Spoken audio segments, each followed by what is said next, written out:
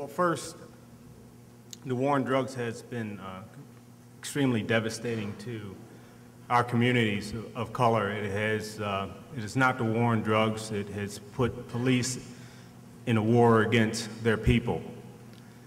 My 30-some-odd years of being in law enforcement, I obviously didn't always have the position that I have now of wanting to end the war on drugs. I used to be a police officer who was, well, how can I say this, very much ill-informed. Our training teaches us that people who use drugs are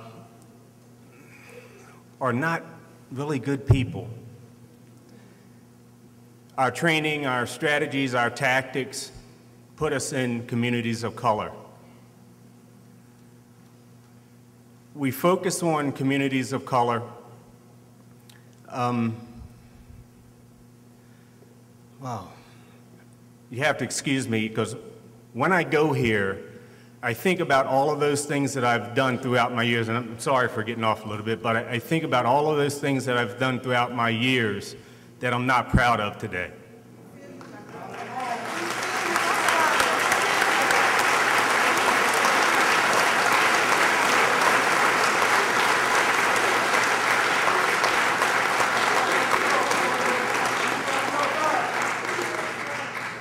And let me say that there are many, many police officers out there that feel the same. Fortunately for me, I'm retired. I no longer carry that badge. Many of these officers are still in your communities and neighborhoods, and they feel this way about what they're charged with doing, the policies that are given to them to enforce, mainly in communities of color, not gated communities in the suburbs, and you know there's a reason for that. Of course you do.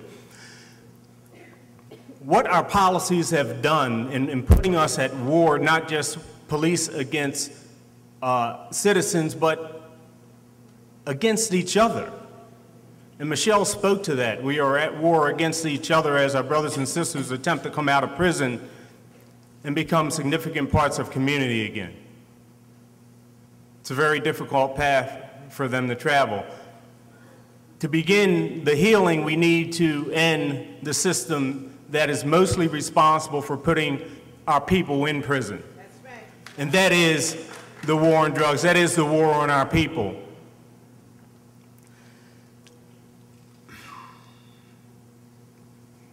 Thank you, Jesus.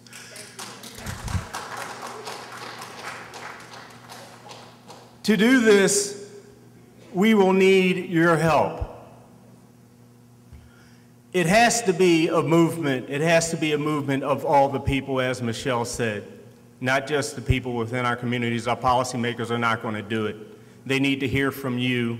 You need to give them the reason to move. You have to communicate to them and give them the reason to move. Our drug policies have made our communities extremely violent. And I just need to talk about this because this is a specific dynamic between police and community. Police officers are afraid to police in violent communities. They don't know who to trust. And don't get me wrong, there are many police officers out there that shouldn't be wearing a badge or carrying a gun. I know that. But if we want to bring police and community back together again, not that they were ever together in the first place, but if we want to bring police and community together, we have to remove the most significant barrier in between the us and them mentality, and that is our drug policies. It is our drug policies that create the violence in our communities because our young people, unfortunately, the only way they know how to settle disputes in this illicit market is through guns and violence.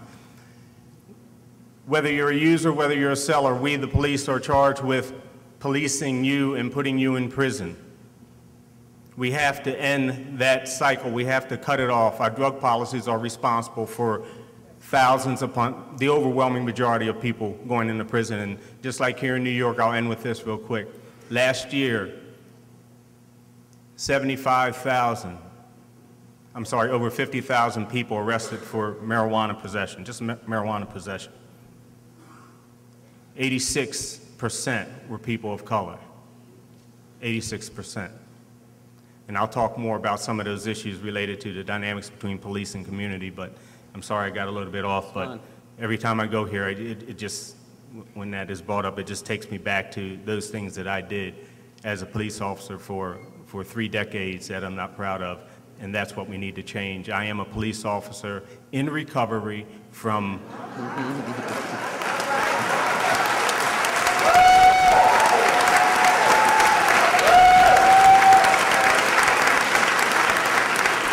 from police officer to peace officer.